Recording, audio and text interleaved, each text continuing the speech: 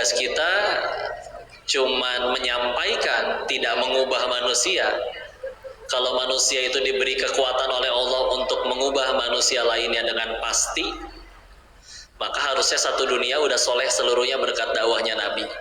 Tapi enggak ya, orang jadi baik setelah ngobrol sama kita, Allah yang ubah. Orang mau seperti apapun selagi niatnya benar, caranya benar, tetap jadi amal soleh, enak ya. Dan enakan ngomongin agama sebenarnya, ya kan?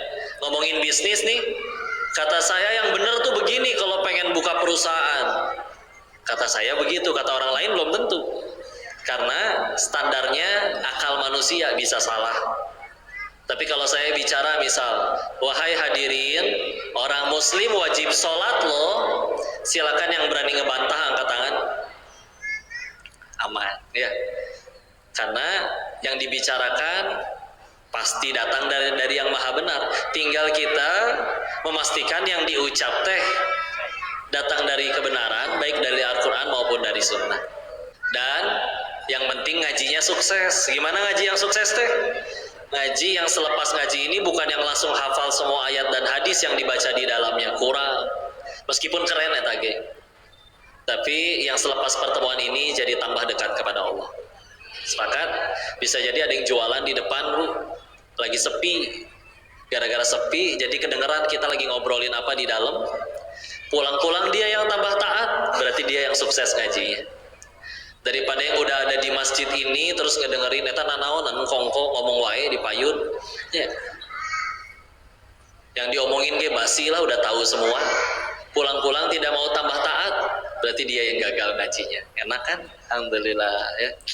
Maka izinkan kongko ini ngaji bareng ya. Biasa kan kongko jualan handphone. Memang ngaji lah ya. Gimana nadanya? Silakan kakak, boleh tanya dulu aja. Tukar tambah boleh. Dimanapun nadanya selalu begitu ya. Alhamdulillah. Alhamdulillah, semoga Allah selalu merahmati kita. Nikmat yang besar dikumpulkan masuk ke dalam bulan Ramadan. Mudah-mudahan di bulan ini kita keluar dari bulan ini dalam keadaan sudah diampuni seluruh dosa-dosanya insyaallah. Amin ya rabbal alamin. Bentar, lihat dulu. Banyakan pemudanya, banyakan ibu-ibunya ini. Ibu, insyaallah.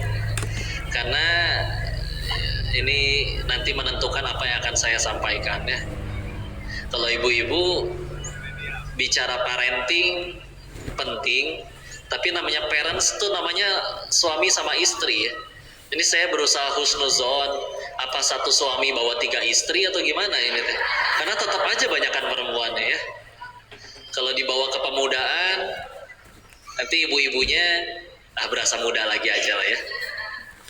Sesuai tema aja, menjaga istiqomah untuk generasi milenial, insyaallah. Maka ada satu ungkapan dulu yang pasti kita bahas ya. Dulu mendapat nasihat dari guru kami, mengutip dari ulama-ulama sebelumnya, istiqomah khairu min alfi karomah. Jangan khairu min alfi syahr ya, itu jadi surat Al-Qadr.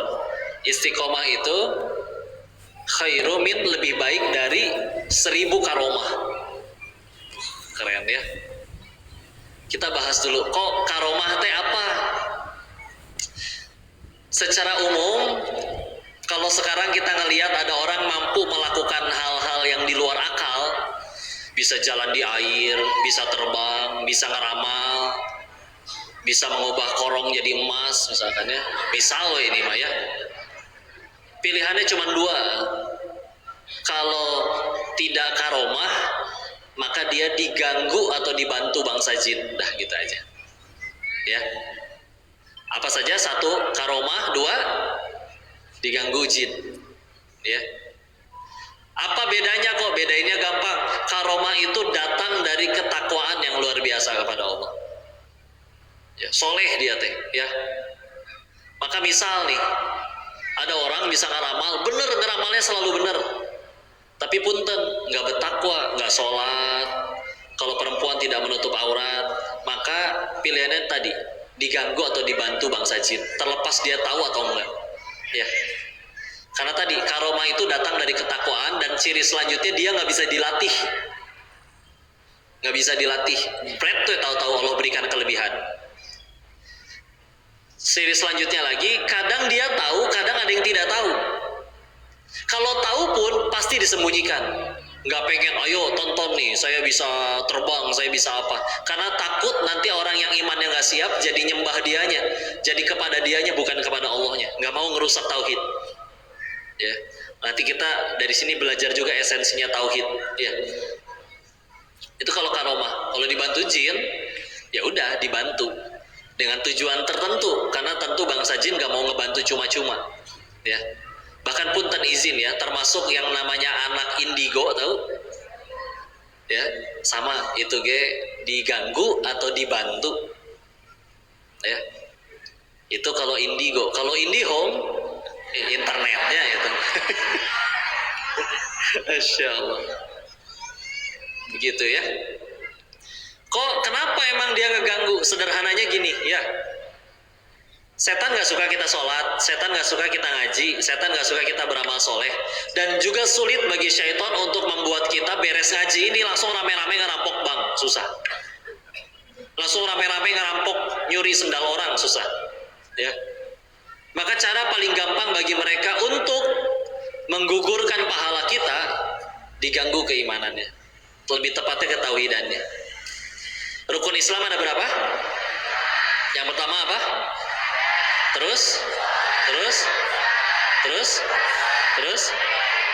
Kalau ada orang yang ngelakuin nomor 2, 3, 4, 5, sholat, zakat, puasa, haji, tapi punten, nomor satunya, syahadatnya, iman kepada Allahnya gagal, bisa jadi nggak keterima. Contoh, termasuk yang kecil-kecil. Alhamdulillah kepala saya, nyebut alhamdulillah tuh, sakit kepala sembuh, memang ini bodrek teh dahsyat. Bukan. Kita sembuh gara-gara bodrek, gara-gara Allah, Bu. Mau dileg-leg satu kardus itu bodrek, Bu. Nah, asli. Kalau kasar ya dileg-leg teh ya. Aduh, hampura. Dan kalau di Bogor mah Sundanya gitu ya. Dan saya ngikutin pakai Sunda dikit-dikit. Dan saya pakai Mandarin, teteh lebih pusing nanti ya. Ya. Mau minum obat satu kardus, Allah nggak kasih sembuh nggak? Ya. Termasuk misalkan, jangan foto bertiga, nanti yang di tengah mati duluan. Enggak, yang moto bakal mati. Ya, kiri kanan yang nggak dipoto bakal mati. Ya, cuma kan pertanyaannya yang penting matinya, nah dalam keadaan seperti apa? Mati itu bukan bicara mati karena apa, tapi lebih tepatnya mati sedang apa.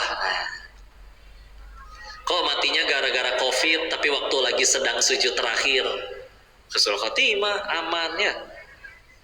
Pengen ke surga? Siap ke surganya sekarang? Tapi kalau dijamin pasti surga, masa nggak mau? Ya.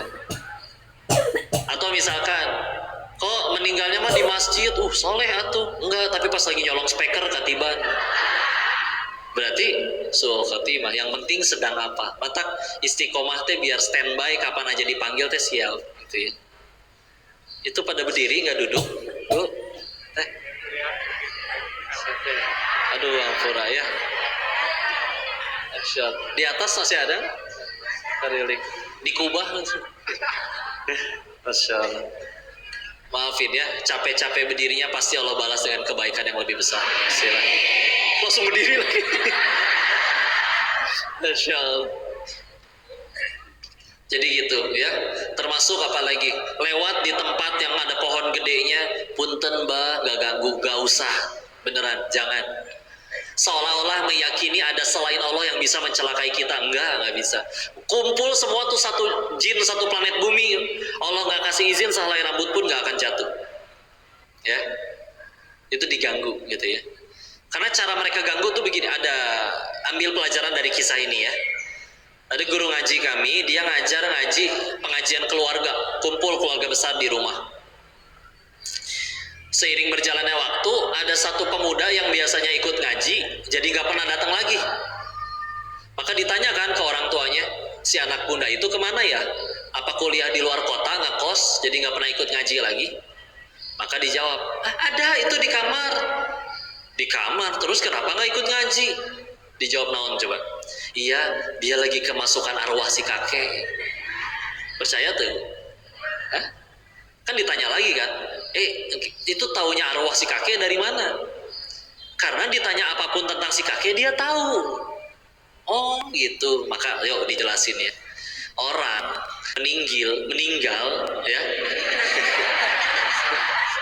atau lapar nggak ada yang nyuguhin minum lagi, nggak boleh ya.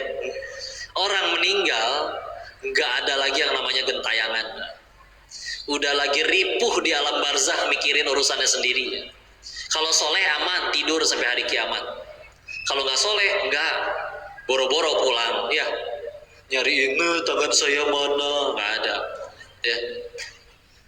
Pernah dengar ada yang katanya kalau malam Jumat nggak baca Yasin, nanti keluarganya datang ke rumah ngelihat, iya anak cucu saya nggak baca Yasin, gitu. Izin mengkorek ya. Pernah ditanyakan ke guru hadis kami, ahli hadis, disebutkan itu hadisnya palsu. Baca Yasinnya mah silakan, mangga, terusin. Bagus namanya baca Quran mah ya. Tapi kalau meyakini kita baca Yasin gara-gara takut arwah simbah datang ke rumah, bukan seperti itu. Kita baca Quran karena Allah, udah gitu aja. Ya. Orang meninggal udah nggak akan nyari lagi orang yang keluarganya masih gentayangan nyariin tangannya, nyariin apanya, nggak ada, ya. Maka tetapi tidak menjawab. Kok terus siapa tuh yang masuk ke badan si anak muda? Kalau dia bukan si kakek, kok bisa tahu segala hal tentang si kakek? Maka manusia itu dari lahir sampai meninggal itu tidak hanya didampingi oleh malaikat pencatat amal, tapi juga oleh namanya jin Qorin ya. Qorin itu dalam bahasa Arab sebetulnya artinya adalah sahabat. Tapi kalau dalam bahasa Arab sahabat itu ada 14 istilah yang saya tahu. Ya. Dari sodiqi, sahabatku itu sama, tapi berbeda nanti penjelasannya berdasarkan tingkat kedekatannya. Qorin adalah yang paling akrab, dia 24 jam nempel dari kita lahir sampai meninggal. Matak apal betul siapa diri kita, itu dia apal betul.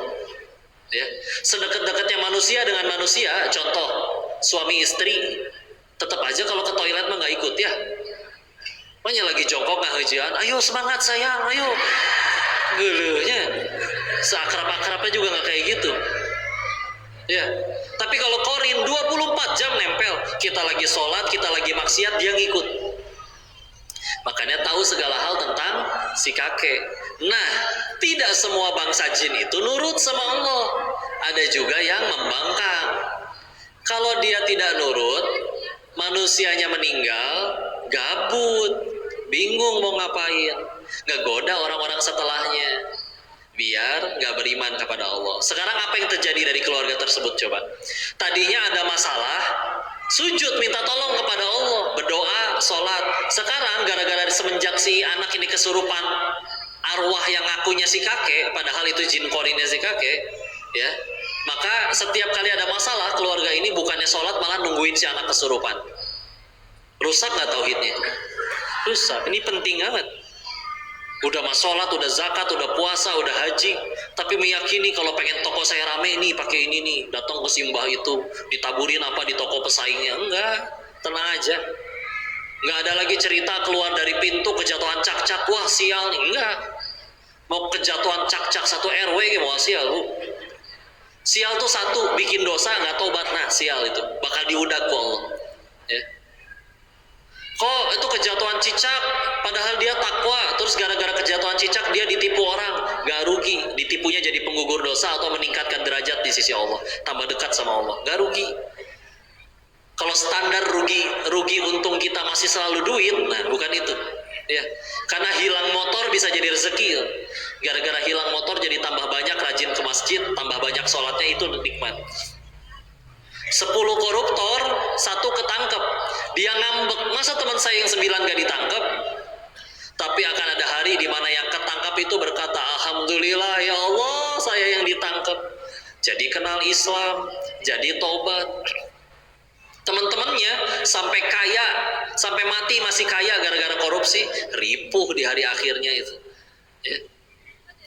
Beruntung bisa, ya, gak rugi sama sekali. Yang rugi itu tambah jauh dari Allah, itu baru rugi. naik gaji, naik jabatan, tambah jauh dari Allah. Nah, itu teh musibah. Ya. Jadi standarnya bukan apa yang kita suka sekarang, tapi apa yang Allah suka. Udah gitu aja. Enak nanti ya. Jadi itu dia yang dalam, karena penting banget ini tauhid ya. Kita bicara tauhid bisa jadi jawaban dari segala permasalahan. Ada pemuda setiap malam tahajud selama 6 tahun mendoakan si fulan untuk jadi jodohnya. Nah, misalkan ya. Di tahun ke-6 akhirnya dia datang kok. Tapi buat bagi undangan nikah sama yang lain. Ajib ya. Rugi enggak? Enggak, jawab pakai tauhid. Yang kusembah dan kuminta ialah Allah. Ia yang paling tahu dari miliaran wanita yang mana yang paling tepat menggandeng tanganku ke surganya Allah. Dan dia enggak cuma maha tahu, Allah juga maha baik. Tidak mungkin sengaja menjauhkan yang baik dan mendekatkan yang buruk, mustahil itu dilakukan olehnya. Maka aku meminta selama 6 tahun jodoh terbaik yang bisa menggandeng tanganku ke surga. Tahu-tahu yang kuminta nikah sama orang lain, sederhana. Kata yang maha tahu dan maha baik, orangnya bukan dia. Udah selesai. Kok saya pengen dapat jodoh, katanya minta ke Allah, tapi enggak tuh dinikahin sama orang dia. Gara-gara orang yang lain datang beliin mobil buat dia, dia jadi mau. Aman, berarti dijauhin sama Allah dari yang buruk. Karena kita mencari yang menggandeng tangan kita ke surganya Allah, bukan yang menggandeng tangan kita ke showroom mobil. Ngapain? Ya, ripuh ya. Masya Allah. Ininya dijaga ya. Karena bismillah, kalau itu yang sudah terpatri dalam hati, masalah apapun. Bapak-bapak ditanya ku si ibu, Pak, nyesel gak sih nikahin Neng? Nah, jawabnya naon, Pak? Nanya naon sih? Jangan gitu ya. Jawab pakai tauhid. Gimana jawab pakai tauhid? Sama kayak tadi. Neng, istriku, embeb, yang embeb, sayang, cup-cupu awal ya. Sebelum menikahimu aku melayakkan diri di hadapan Tuhanku, memohon pasangan terbaik untuk menggandeng tanganku ke surganya Allah. Dan Allah tahu dari miliaran wanita yang mana yang paling tepat menggandeng tanganku ke surganya Allah, yang memudahkanku masuk surganya Allah. Dan dia juga maha baik, pasti mendekatkan yang baik, tidak mungkin menjauhkan yang baik. Maka ketika akhirnya aku memohon, aku meningkatkan takwa, sekarang engkau yang jadi pasanganku, sederhana. Kata yang maha tahu dan maha baik, engkau yang paling tepat menggandeng tanganku ke surganya Allah. Tidak ada penyesalan. Oh, jembatan. Meskipun hawa nafsuku berkata, tuh di luar sana ada yang lebih langsing, tinggi, putih, langsing, kayak bihun lah pokoknya ya. Insya Allah. Naksir kasih bapak. Sekretaris di tempat kerja lebih muda, lebih cantik, naksir kasih bapak. Sederhana. Kalau kata Allah mereka yang terbaik, pasti mereka yang jadi pasanganku. Kenapa malah kamu? Sederhana. Karena kamu yang dipilih Allah. Meskipun hawa nafsuku berkata lain, aku tetap mengikuti Allah, bukan hawa nafsu. Selesai. Nah, udah tuh ya, cair duit ya. Alhamdulillah. Alhamdulillah, gitulah ya. Solusi itu, solusi banget tauhid itu ya. Karena kalau tidak bertauhid, ada ilah lain di hati kita, sama itu juga yang menentukan penderitaan dan kebahagiaan kita. Sederhana ya, contoh, kok dia sholat, tapi ketinggalan sholat nggak pernah nangis, kehilangan jabatan baru dia nangis-nangis, berarti ilah di hatinya adalah jabatan. Selesai, udah. Kok dia sholat, tapi ketinggalan sholat nggak pernah tuh nangis, giliran akhirnya kehilangan uang baru nangis, berarti ilah di hatinya duit. Sampai dijadiin iklan bu waktu itu ya. Ada ibu-ibu sholat duha, ditelepon, ada telepon rumah berdering ya, diangkat ku si anak, ditanya sama nelpon, nah ini tante, mama kamu nak lagi sholat duha tante. Wah si ibu teh senang, masya Allah. Beres sholat dipeluk si anak teh, anak soleh, pinter nih, uang jajan gitu ya. Besoknya si ibu kasihkan nonton sholat asarnya setengah genep. Ya, nelpon lagi tetangga. Nah ini tante, mama kamu mana? Udah gemeteran si ibu ya, gempernya. Lagi sholat asar tante. Hah? Jam 5:30 sholat asar. Beres sholat itu si anak, kamu ngapain ngomong kayak gitu? Hah? Coba, bingung gak si anak? Ya. Kalau sholatnya bukan karena Allah, Bisa jadi itu terjadi ya. Karena kalau sholatnya untuk dipuji makhluk, maka ini hati-hati ya. Karena ingat, ketika kita bicara kebutuhan manusia, ada sebetulnya sederhana, sandang, pangan, papan. Tapi ingat, saya sering bahas ada kebutuhan manusia yang keempat. Apa itu? Kebutuhan ingin diakui orang lain. Apa buktinya kok? Lihat kaki kita ada berapa? 2. Berarti butuh alas kaki berapa? 2. Kenapa ada yang punya 50 pasang? Ganti ya boleh. Kok terserah saya, ada belinya uang halal, nggak nyuri, nggak ngutang. Masa nggak boleh beli sepatu banyak? Boleh. Nggak ada yang bilang nggak boleh. Tapi kalau belinya untuk dipuji orang, capek nanti ya. Sepatu bodasnya anyar keneh, masih bau wangi, dibawa ke masjid. Coba kira-kira sholatnya paling depan atau paling belakang? Sengaja kan biar pas ruku ayah keneh. Sami Allahu liman hamidah. Tapi kok ini sepatu baru kerasa sempit ya. Saking barunya, plastik yang buat ngeganjel di dalamnya belum dikeluarin. Pulang-pulang hujan, becek, tanah, coklat ya, sok jujur. Tetap dipakai atau diteng-teng? Ya, sepatu yang fungsinya mencegah kita dari kacugak, mending keneh kacugak daripada sepatunya kotor. Segitu ya. Insya Allah. Jam tangan ya sama Bu. Apal jam tangan, fungsinya apa jam tangan? Melihat waktu ya. Berarti kalau jam tangan yang di etalase pinggir jalan tuh yang 50 ribuan, meskipun gambarnya Dora gitu ya, tetap bisa kan ngelihat waktu. Tapi kenapa ada yang beli jam tangan 5 miliar? Ayah Bu di Jakarta. Hah? Kok yang mahal lebih awet? Yang murah kalau nggak awet nggak sakit hati kalau rusak ya. Ganti tiap bulan 50 ribu nggak sedih ya. Enggak, soalnya kalau kita beli mobil mahal sama mobil murah, biasanya mobil mahal larinya lebih kencang daripada yang murah.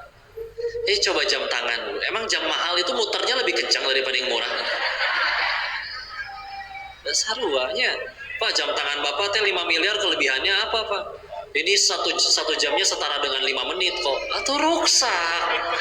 Dipakai keneh. Beratnya. Udah gitu paling sakit hati itu udah mah pakai barang mahal, orang nggak percaya itu mahal, itu lebih gondok.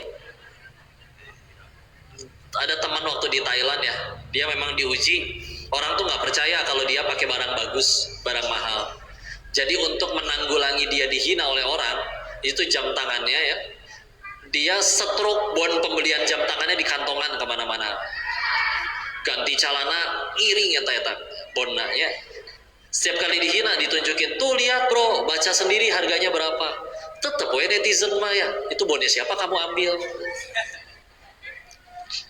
Kan kalau Allah maha benar Allah dengan segala firmannya. Kalau netizen, maha benar netizen dengan segala komennya.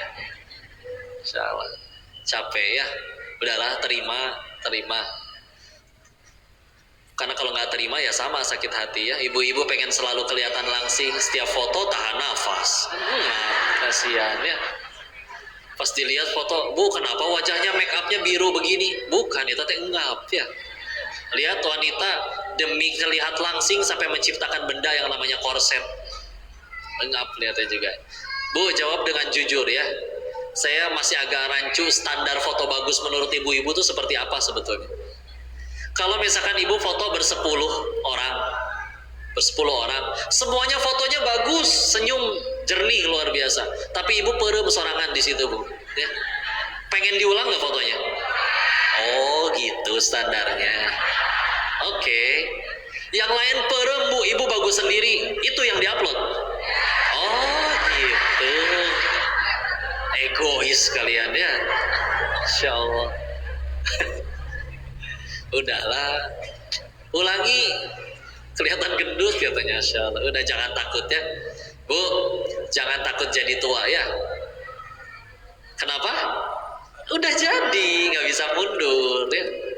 Nggak ada bisa berkata, si Koko mah nggak tahu dulu ibu kalau pakai seragam SMA lucu loh. Iya Bu percaya. Pengen tambah lucu nggak Bu? Ibu pakai lagi tuh seragam SMA-nya sekarang ya. Datang ke masjid ini ya. pecah, itu luar biasa ya. Udahlah, terima ya, terima. Karena salah satu alasan kita sulit untuk bahagia tadi jelas, di hati kita ada ilah selain Allah. Makanya lihat anak kecil lah, kebayang mukanya anak kecil, senyumnya, ketawanya, itu senyum-senyum yang gak pernah mikirin token di rumah udah bunyi-bunyi kan, senyum-senyum yang gak mikirin cicilan kan. Teman 5 menit kemudian lagi buat yang berantem ibu. Nah, kamu habis benjol sama dia. Anak kecil mah sederhana, benjolnya udah gak sakit, dia punya mainannya aku suka, selesai. Kita sama anak kecil uangnya banyakan mana, Bu? Banyakan kita, banyakan anak kecil? Banyakan kita, kecuali anak kecilnya Rafathar ya, beda. Kita sama anak kecil pinteran mana, Bu? Kita. Tapi kenapa kita lebih sulit bahagia daripada anak kecil? Hah? Bukan masalah beban. Ibu dapat beban, ibu itu bebannya itu pilihannya dua. Kalau nggak gugurin dosa, semakin tinggi derajat di sisi Allah. Tambah deket ibu gara-gara beban itu, Bu. Ya.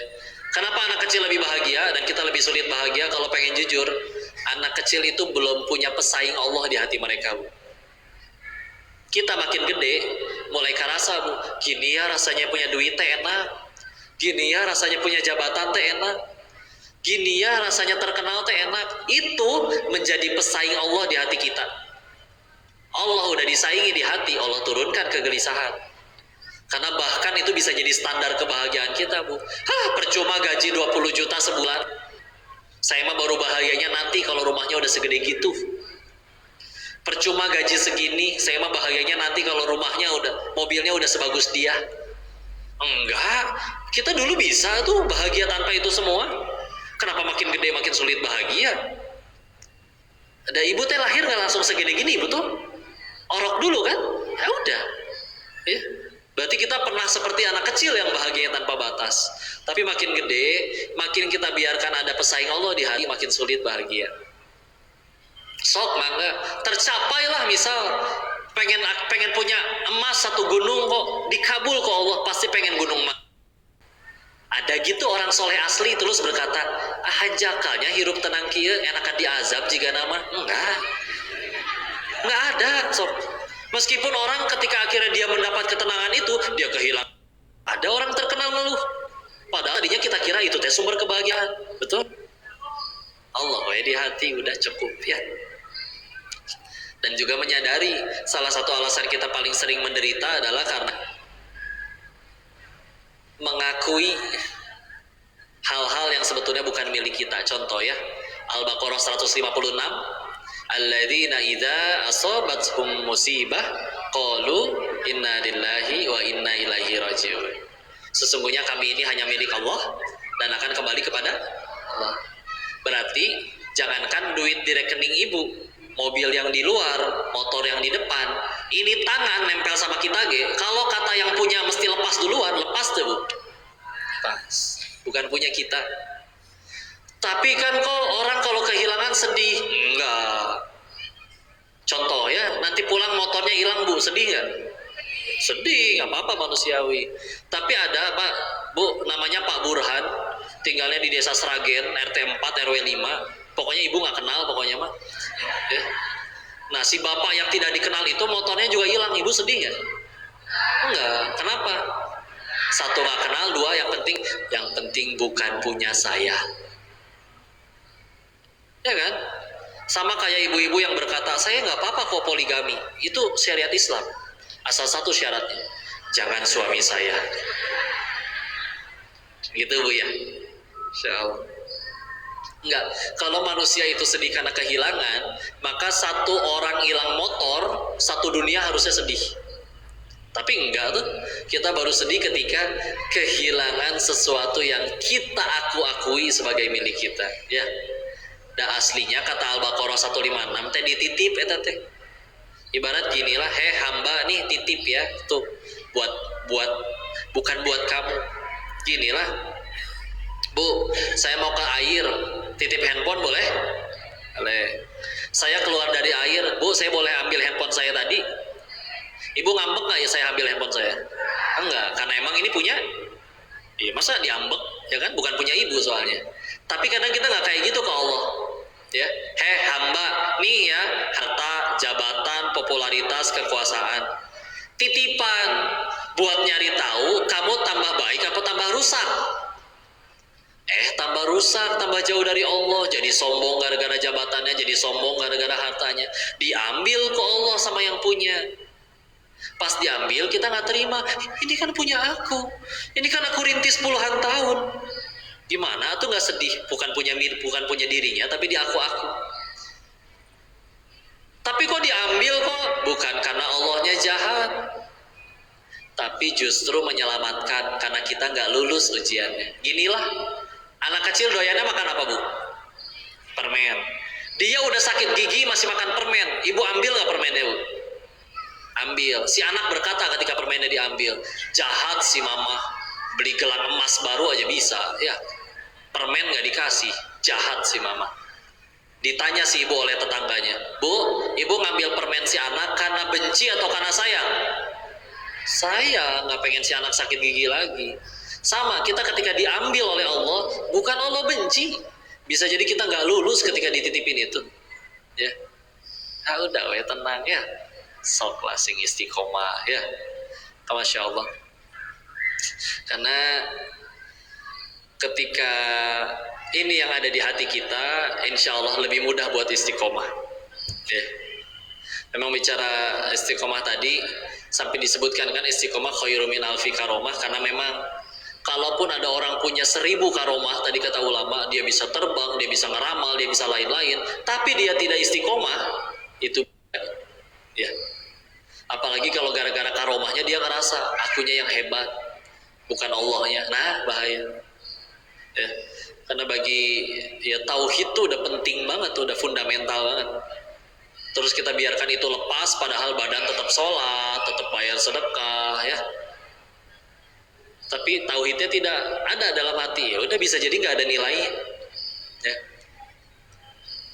Di kitab Riyadhus Shalihin karya Imam An-Nawawi, di situ ada salah satu hadis bercerita Nabi itu berkata kepada para sahabat, nanti ada orang 70.000 orang yang masuk surganya tanpa hisab. Ya. Maka ditinggal sama Nabi. Sahabat yang tadi ngedengerin ngobrol, kira-kira siapa ya 70.000 orang tersebut? Nih Bu, kira-kira Bu, kalau kami berikan info ada orang yang masuk surga tanpa hisab, kira-kira apa amalannya Bu? Ada yang bilang ahli sedekah, ada yang bilang ahli tahajud, ada yang bilang ahli Quran. Tahu pikiran sahabat di zaman itu Bu? Kan ditinggal sama Nabi, sahabat kan ngobrol kan. Di hadis disebutkan yang pertama kali terucap dari lisan para sahabat, siapa ya si 70.000 orang tersebut? Mereka bilang kayak gini, kayaknya mereka adalah orang yang terlahir dan beriman kepada Allah sampai akhir hayatnya. Tauhid tuh ya. Karena memang sahabat di zaman itu banyak yang mu'alaf, gak langsung beriman kepada Allah. Kan dulu penyembah berhala kebanyakan ya. Jadi bagi mereka ketemu orang yang dari lahir Islam tuh wow banget gitu bagi mereka ya. Udah gitu bertauhid sampai meninggalnya. Bagi mereka itu keren banget. Sampai mereka berkira, mereka juga ahli tahajud, padahal mereka juga ahli ibadah. Cuman kayaknya bagi mereka yang paling masuk surga tanpa hisab tuh yang bertauhid ya. Sekarang syaitan ngegoda kita, sholat sono silakan, mangga pengajian sholat. Tapi giliran rezeki takut, giliran toko sepi takut, giliran masalah yang berhubungan dengan keimanan kepada Allah dibikin buyar. Ya. Sholat ya sholat, giliran tokonya sepi datang ke simbah yang itu, minta dijampe dan lain-lain. Jangan ya. Sampai dulu ada di Jawa Timur, ada anak kecil katanya kesambar petir sambil megang batu, maka batunya dianggap jadi bisa nyembuhin orang. Jadi orang teh datang bawa air di gayung, nanti dicelupin pakai batu itu, namanya teh batu ponari gitu. Jadi kalau airnya udah dicelupin pakai batu ponari, namanya jadi ponari sweat katanya.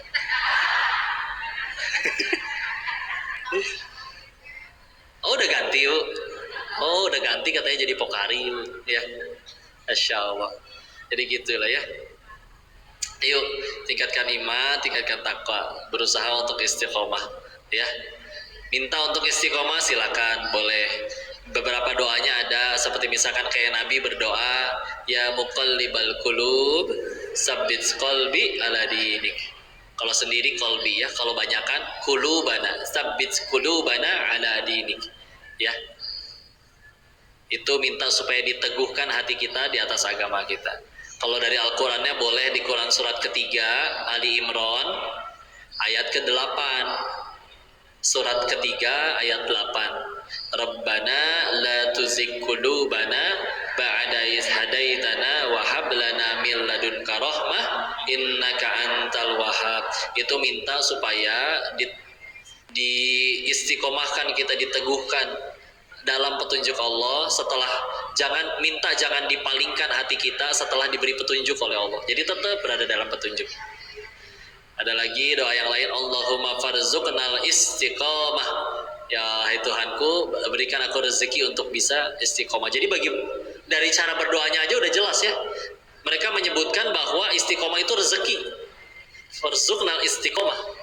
Ya, minta rezeki berupa istiqomah. Makanya kadang bagi kita rezeki transferan ya, duit, cash, mobil gitu ya. Enggak, bagi mereka bisa istiqomah rezeki luar biasa. Dari cara doanya beda ya. Allahumma farzuqnal istiqomah. Ya. Silakan maka. Sama paling jagalah lingkungannya. Yuk, kalau kira-kira dengan lingkungan itu kita masih diajaknya jauh dari Allah terus, bukan dimusuhin, bukan, jaga jarak dulu ya. Ada yang istilahnya uzlah. Kalau dulu Nabi uzlahnya menyendirinya masuk ke dalam gua Hiro sampai akhirnya terima wahyu. Kita sekarang nggak usah nyari gua, Bu, ya. Nyari gua di mana? Di Ciparaya ada gua tuh. Ya. Menyendiri itu bisa ya udah, jaga jarak dulu sama teman-teman yang ajak maksiat. Bukan dimusuhin, bukan. Suatu saat kita udah bisa istiqomah, kita balik lagi ke mereka. Siapa tahu bisa jadi jalan dakwah bagi mereka. Ya. Karena memang bahkan Nabi menyebutkan di hadis yang lain, Rasulullah SAW bersabda yang maknanya, kalau ada orang yang bisa bertahan di tengah masyarakat, bertahan menghadapi godaan dari masyarakat tersebut, dia bisa istiqomah dalam ketaatan, itu lebih baik daripada yang tinggal sendirian di atas gunung menyendiri, tapi dia menyendiri pun beribadah. Karena ujiannya lebih berat di tengah, dan kita juga berusaha jadi rahmat bagi seluruh alam di situ, nyebarin kebaikan, nasihatin kebaikan. Ya, bismillah ya, insya Allah. Jadi begitu, silakan dijaga, dan sekali lagi ingat bahwa kita jadi hebat itu ditolong Allah, bukan kitanya yang hebat. Maka layakan diri kita agar layak ditolong Allah. Mumpung banyakkan perempuannya, saya pengen berpesan dulu ya. Saya bertanya dulu, di sini ada nggak yang pacaran? Nggak, ngetesnya gampang ya. Bukan cuma pacaran, WA-an sama yang lawan jenis padahal nggak penting, bukan urusan darurat, juga jangan ya. Kalau misalkan kalian kenal ada yang seperti itu, silakan bisikan astagfirullah ke telinga kawannya. Terlihat temannya, astagfirullah ya. Beneran ya. Di dalam Islam itu wanita dimuliakan, mulia pisan. Sampai disuruh ditutup. Orang bilang wanita paling mulia katanya Ratu Inggris, bohong. Ratu Inggris masih bisa disentuh orang, Bu. Ketemu tamu negara dia salaman, cipika-cipiki. Kalian setiap wanita lebih mulia daripada sekadar Ratu Inggris. Ya. Sampai ada surat perempuan kan di dalam Al-Quran, An-Nisa. Tapi surat Ar-Rijal nggak ada, Bu. Surat laki. Dan kalau ada laki-laki ingin menyentuh kalian, syaratnya satu, buat perjanjian dengan sang pencipta wanitanya. Misakon golil, termasuk di dalamnya menjaga, melindungi, menafkahi lahir dan batin, mendidik lengkap semuanya. Kalau ngelakuin itu aja nggak berani, jangankan menyentuh, menatapnya saja pun tidak berhak laki-laki. Ya. Serius ya, dijaga. Karena yang rugi nanti perempuannya. Maka misalkan kalian punya Instagram yang akhwat? Punya. Misalkan Instagram kalian di DM oleh Song Joong Ki misal, atau misalkan 7 personil BTS mualaf semuanya, saking solehnya mereka hafal 31 juz, offset ya, kelebihan. Dan mereka siap untuk menjadi suami ke-1 sampai suami ke-7 kalian, namanya geng ayal ya. serakah. Apapun yang datang, siapapun yang datang, tapi ngajaknya pacaran, berkata cinta, jawab dengan tegas, halalkan atau tinggalkan. Sederhana. Tak kenal maka ta'aruf, tak sayang. Ya. Nanti dia berkata, tapi Neng, aku beneran sayang sama Neng. Kalau beneran sayang silakan, Bapak standby di rumah tiap pada Isya. Jangan lupa bawa martabak. Atau sing modalnya, Insya Allah. Enggak, karena kalau manusia cinta sama manusia lainnya, pasti ingin bersama selalu dengan orang yang dia cintai, betul? Masalahnya kan di dunia nggak bisa selamanya. Terpisah jarak, terpisah maut. Terus dia ngakunya sayang, tapi nggak ngajak ke sorga, tempat untuk bahagia selamanya. Ya, ngakunya sayang, tapi nggak ngajak ke sorga, ngajaknya ke hotel berduaan. Berarti omong kosong. Ulangi. Ngakunya sayang, tapi nggak berani nemuin walinya. Anaknya aja terus yang ditungguin di pengkolan. Ya. Berarti omong sederhana, udah gitu aja. Ya. Biasanya ada yang ngeles berkata, kok kami mah gak pacaran, tapi setiap jam 3 dia suka WA gitu deh, bangunin tahajud. Eta ya. Pertanyaannya cuma satu ya, jawab dengan jujur. Kalian yakin cuma kalian doang yang di WA? Laki-laki mah tebar piau, brother ya. Ntar ada yang kecaplok, baru itu yang disikat ya. Hati-hati ya. Berkata lagi nanti yang lain, kok kami mah gak pacaran, pergi juga selalu ke pengajian kok, di motor juga dihalangin tas biar gak kena-kena. Nyampe pengajian, pematerinya bicara tentang dilarang pacaran. Yang laki-laki WA ke perempuan, sabar sayang, ini ujian. Ini halalkan atau tinggalkan. Ya, bismillah ya. Udahlah, ini mumpung di bulan Ramadan, lagi di majelis ilmu penuh oleh malaikat ya, mustajab doa. Mari kita doakan kalau di sini atau ada yang kita kenal lagi berpacaran, kita doakan hari ini juga putus. Kenceng gitu amin.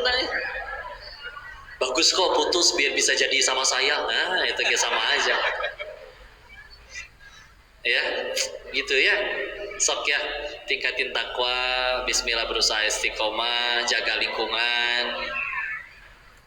Sama satu paling terakhir ya, beberapa guru kami ditanya tentang cara istiqomah berbeda-beda. Tapi kalau diri ini pribadi, cara paling mudahnya adalah ingat sama dosa. Karena ingat bahwa misalkan ngelihat orang, dia cuma 5 waktu kok, 5 waktunya kadang telat, zuhur 2:30, asar 5:30, gak pernah duha kok, gak pernah tahajud, gak berdakwah. Yang kayak gitu masih bisa ke surga gak? Bisa. Kenapa? Karena saya tahu dosa dia gak sebanyak dosa saya. Yang lagi berbicara ini mudah banget bagi Allah dimatikan waktu lagi bermaksiat di Thailand, waktu masih jadi bandar judi. Tapi Allah malah kasih kesempatan ketemu dengan guru-guru, bisa belajar ngaji, kumpul di masjid dengan orang soleh-soleha. Terus diri ini pengen males-malesan, gak pengen ningkatin takwa, gak pengen ngapalin, gak pengen ngaji, gak pengen berdakwah, ngerasa gak tahu diri di hadapan Allah. Udah bagus ditolong Allah, mudah Allah matiin detik itu juga. Dikasih umur bukannya dipakai buat kebaikan, malah males-malesan. Kita sendiri gak suka kan sama orang gak tahu diri. Maka jangan biarkan kita menjadi orang yang tidak tahu diri. Kok tapi jangan segitunya tuh orang lain gak sholat duha, gak dakwah, gak tahajud. Iya, dia mah gak punya dosa sebanyak saya. Saya dengan dosa sebanyak itu layak gak masuk surga kalau gak ningkatin amal?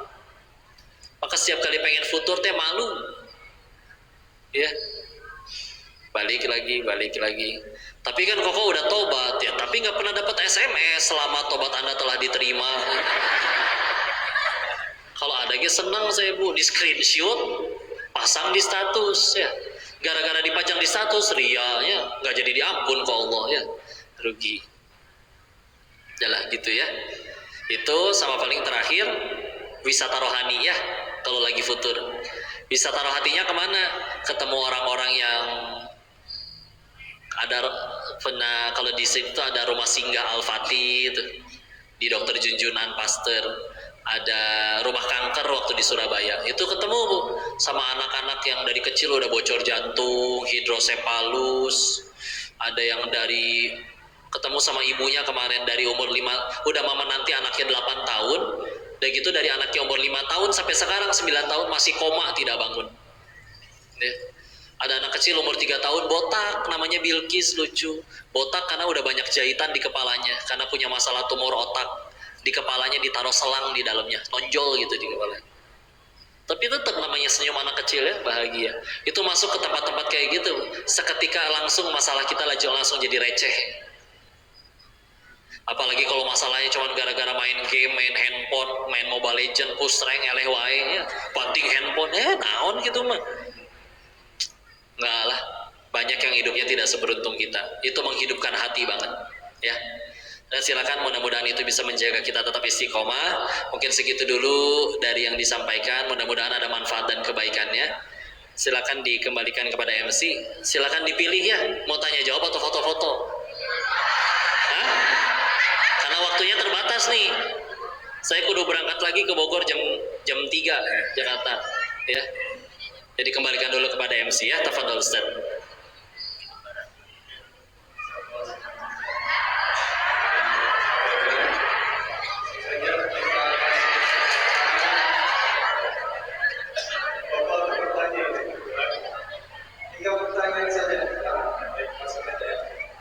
Ini satu, itu dua. Jauh teh di WA aja ya. Mangga.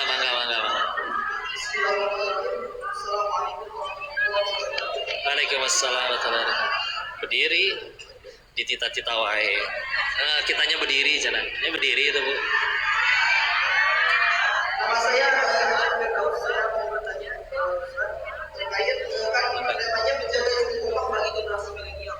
Jadi sedikit bercerita, saya waktu SMA 2 tahun ke belakang saya punya sahabat, saya punya teman dan sahabat yang mana mereka itu senantiasa bareng dalam kebaikan. Ya. Bahkan mengadakan kajian bareng, sholat bareng, bahkan suatu ketika pamit bareng sehingga dia mulai kemajuan bareng. Tapi setelah kami berpisah setelah SMA, kami dipisahkan oleh pekerjaan dan saya melihat bahwa sahabat-sahabat saya itu ya mungkin tidak istiqomah. Di antara mereka yang meninggalkan sholat, bahkan pada hari Ramadan ini pun saya lihat di grup WA itu diperlihatkan sahabat-sahabat saya itu mulai bahkan tidak puasa. Nah, bagaimana kiat-kiat saya itu ya untuk menjaga keistiqomahan mereka dan juga bagaimana untuk memasukkan yakin tauhid tadi sebagai landasan perubahan bagi mereka semua. Mungkin itu saja yang saya tanyakan. Assalamualaikum warahmatullahi wabarakatuh. Baik, Waalaikumsalam warahmatullahi wabarakatuh. Langsung dijawab dulu ya.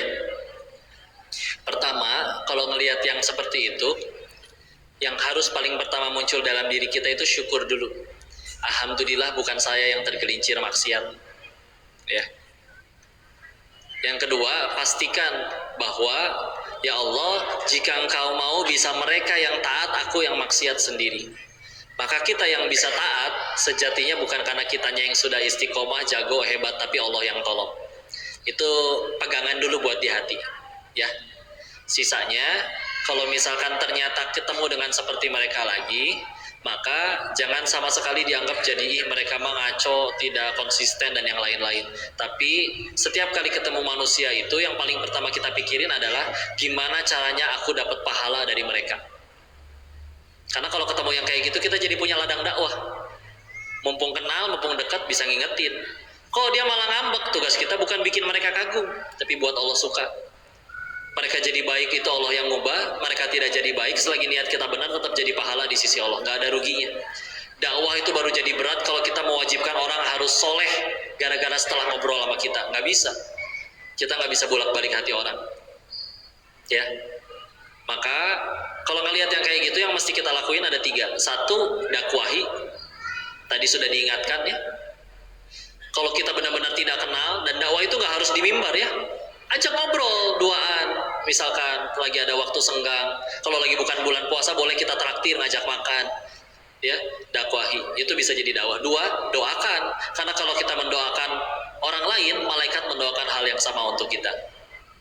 Sama tadi yang paling penting, yang ketiga adalah jaga hati tetap bersih, ya, karena manusia yang paling rugi itu adalah yang maksiat orang, lihat malamnya tobat nasuha diampun ke Allah, kita gagal jaga hati masih digibahin sampai bulan depan. Yang maksiat orang yang dosa sampai bulan depan kitanya gara-gara gagal jaga hati, itu paling rugi benar-benar.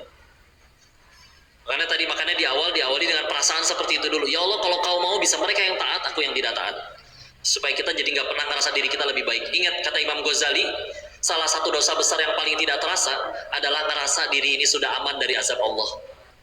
Karena kita ngerasa sudah punya amalan lebih banyak dari mereka, wallahu alam. Apalagi kata Allah, Quran surat 35, surat Fir, ayat 45 terakhir pas pojok kiri atas sebelum Yasin. A'udzubillahi minasyaitonirrajim. Bismillahirrahmanirrahim. Walau yu'akhidullahu an-nas bima kasabu ma taraka 'ala dhahriha min dabbah walakin yu'akhiruhum ila ajalin musamma. Apa kata Allah? Kalau sekiranya orang bikin dosa kontan azabnya datang detik itu juga, kata Allah, tidak tersisa satu makhluk bergerak yang bernyawa pun di muka bumi ini. Kosong. Kenapa kita masih ramai kayak gini? Allah nungguin tobat kita. Kalau ke diri ngeliatnya kayak gini, ya Allah, kalau aku punya dosa, apakah aku layak diampuni? Layak. Karena kalau Allah mau, mudah matiin kita detik itu juga. Kenapa kita masih hidup? Allah nungguin tobat kita. Menghakimi orang, nah itu jangan sampai. Sisanya kalau kita sudah merapikan hati kitanya, metode dakwah sih macam-macam. Tapi masalahnya dakwah secantik dan sebagus apapun pembicaraan, tapi nggak pakai hati, nggak sambil jaga hati, bisa jadi nggak mempan. Ya, karena dakwahnya pakai cinta, pakai kasih sayang, ya. Kesenggol spakbornya di lampu merah, digebrak, sabar dong, innallaha ma'asobirin, tahu? Benar dalil nama Al-Baqarah 153, tapi nggak pakai hati, berantem doanya. Ketemu orang yang berdosa misalkan, kita negornya kayak gini misalkan, wahai ahli neraka, selamat dibakar ya. Coba, orang pengen jadi baik apa pengen nonjok? Nonjok. Pakai hati ya, insya Allah ditraktir, dijaga, dibayain, disentuh hatinya ya. Bismillah lah. Masalah orang berbuat baik atau tidak, dari awal mah kita nggak pengen jadi baik di mata makhluk, tapi baik di mata Allah.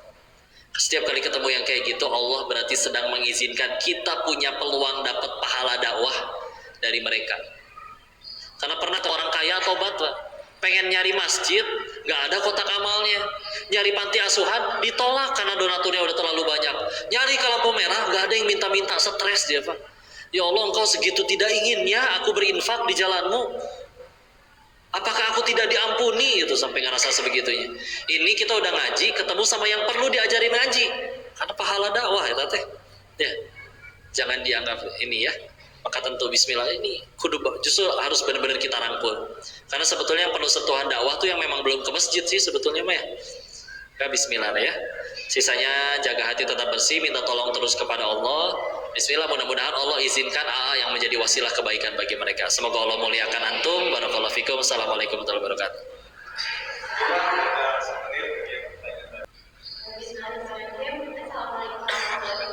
Waalaikumsalam warahmatullahi wabarakatuh. Izin bertanya kok, Ya. ada sekali banyak kegagalan yang mungkin banyak orang Tenang. Kenapa ada banyak kegagalan? ada banyak kegagalan mungkin yang banyak orang pernah rasakan. Ya. Gagal, misalnya ada yang ingin lulus P3K gagal, Oke. ada yang ingin menikah gagal, Ya. mungkin ada orang tua yang mungkin bagaimana gagal. Ya. Kemudian dari kegagalan-kegagalan itu muncul insecure yang tidak kunjung reda. Pertanyaannya, Tenang, Teteh. Tenang.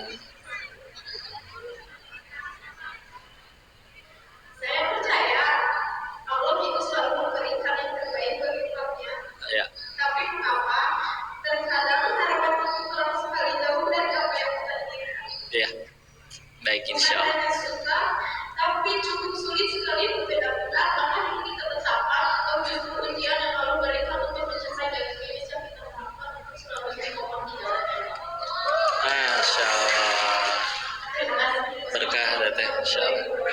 Waalaikumsalam warahmatullahi wabarakatuh. Semoga dimuliakan Allah ya. Barakallah teteh. Bismillah.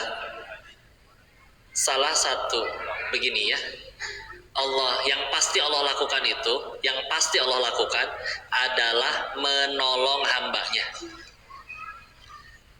Yang pasti menolong hambanya, bukan mengabulkan setiap permintaannya. Karena satu fakta yang mesti kita terima adalah kita bukan makhluk yang maha tahu. Kata siapa yang kita inginkan itu paling baik buat kita. Ya. Maka ketika misalkan yang maha tahu menetapkan ketentuannya kepada kita yang tidak tahu, alangkah baiknya kita tidak boleh, jangan sampai so tahu. Ya Allah yang benar tuh begini, ya, tenang aja. Allahnya pasti baik, Allahnya pasti menolong. Namun cara menolong orang itu nggak melulu selalu dikabulin. Karena kalau bicara selalu dikabulin, misalkan anak kecil kan pengennya permen terus, apa selalu dikabulin sama mamanya? Enggak kan? Ketika tidak diambil, ketika tidak dibeliin permen, justru itu cara Allah, cara ibunya menolong si anak biar nggak sakit gigi. Ya, sama ketika Allah tidak mengabulkan doa kita, bisa jadi itu cara Allah menolong kita untuk tambah dekat ke surganya Allah. Pakai Quran lah ya. Surat Al-Kahfi, surat ke-18. Ada kisah Nabi Musa sama Nabi Khidir, tahu? Ayat 60 sampai 82. Saya pengen fokus kepada 3 perbuatan Nabi Khidir yang diprotes Nabi Musa. 1, ngelubangin perahu, 2, ngebunuh anak kecil, dan 3, mereka minta dijamu tapi tidak dijamu, malah ngebangun rumah anak yatim. Saya pengen fokus ke yang nomor 2. Ada anak kecil dibunuh tuh sama gurunya Nabi Musa. Kan Nabi Musanya gini nanya, nanaonan, nggak pakai bahasa Sunda ya. Ini mereka bertanya, kenapa kamu bunuh? Maka dijawab oleh gurunya nanti di akhir perjalanan, karena anak ini akan murtad dan akan mengajak sekeluarganya murtad. Yuk kita bahas skenario pertama. Skenario pertama, si anak tumbuh besar, jadi pejabat, jadi orang kaya, manut sama ibunya, nggak pernah cekcok sama ibunya. Tapi satu, sekeluarga murtad, kumpul di surga nggak? Nggak. Skenario kedua, si anak meninggal dalam keadaan belum punya dosa, ke surga nggak? Surga, karena tanpa dosa. Si ibu, misalkan dari hari si anak wafat sampai hari si ibu wafat, misalkan selisih 40 tahun, dan selama 40 tahun tiap malam si ibu menangisi kepergian anaknya, mempertanyakan kenapa anak saya mati ya Allah, tanpa Allah kasih tahu ada hikmah apa di dalamnya. Tapi si ibu meninggal gak murtad, masih beriman dan beriman kepada Allah. Ke surga lagi gak meninggal pakai iman? Ke surga ketemu gak sama anaknya? Ketemu. Apa artinya pahit sebentar di dunia kalau bisa dapat ganjaran nikmat abadi di surganya Allah? Petani aja rela panas-panasan sampai geheng berbulan-bulan di desa, di sawah, demi panen yang cuma 1 pekan. Apa kita nggak tahan? Tangis, sedih, berjibaku di dunia yang hanya beberapa puluh tahun, kalau nyampe itu umurnya. Tapi ganjarannya surga Allah yang abadi, bukan cuma surga Allah yang 1 minggu. Ya, petani aja rela. Ya, bismillah teh. Kepahitan apapun yang sedang dialami, satu hal yang mesti kita tahu, itu cara Allah mendekatkan kita ke surganya Allah. Karena Allah tahu hal yang paling kita inginkan pasti surga. Izin ya, silakan kalian memikirkan apa yang paling kalian inginkan. Jodoh, punya suami seperti Song Joong Ki misalkan, atau punya rumah, punya harta. Silakan mangga, mumpung boleh ngayal. Tapi kata Allah kayak gini, semua yang kamu minta akan dikabul, kecuali 1, tidak ada tempat untukmu di surganya Allah. Mau? Nah, dibalik sekarang ke Allah. Semua yang kamu minta moal dikabul hiji, dijamin hidup nalangsa. Tapi Allah cuma janji 1, disediakan tempat terbaik nanti surganya Allah. Mau? Berarti sejatinya yang paling kita inginkan adalah kabar baiknya, Allah akan paling melakukan berbagai macam cara agar kita nyampe ke surganya. Tapi standarnya bukan pakai standar manusia, karena kita manusia bisa salah. Bagi kita dulu paling baik itu makan coklat tiap hari, tapi enggak, kita pas gede baru sadar bahwa makan coklat bukan yang terbaik untuk diri kita. Ya, fakta yang mesti kita ketahui tadi ya, kita bukan makhluk yang maha tahu. Jangankan masa depan lah, jumlah gigi kita sendiri aja kita nggak tahu. Saya sampai sekarang nggak pernah ngitung nih jumlah gigi saya ada berapa. Teteh pernah ngitung? Enggak. Apalagi masa depan, apalagi kapan meninggal, apalagi nasib. Ya. Kabar baiknya tapi tadi kita diurus oleh Allah yang Maha Tahu dan juga Maha Baik. Sila teteh, pahit memang, tapi demi Allah setiap tetes keringatnya, setiap tetes air matanya itu mengangkat derajat teteh tambah tinggi ke surganya Allah insya Allah. Semoga Allah muliakan ya. Barakallahu fikum. Semoga bisa menjawab pertanyaannya. Allahu a'lam bishawab.